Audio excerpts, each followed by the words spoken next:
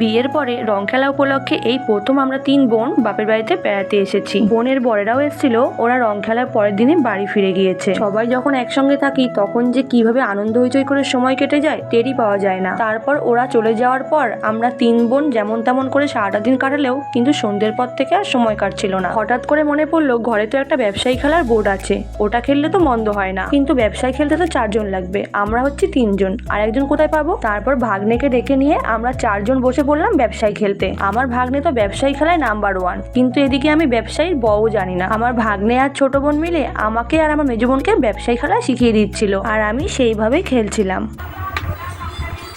8 2 4 6। সত্যি কথা বলতে এই খেলাটা খেলতে ভালোই লেগেছে। এই খেলাটার মধ্যে অনেক কিছু বোঝা আর শেখার বিষয়ও ছিল, আর এই খেলাটার মধ্যে দিয়ে আমরা 4 জন খুব মজাও করেছিলাম। বন্ধুরা, তোমরা কারা কারা ব্যবসায়ী খেলতে জানো কমেন্ট করে জানিও।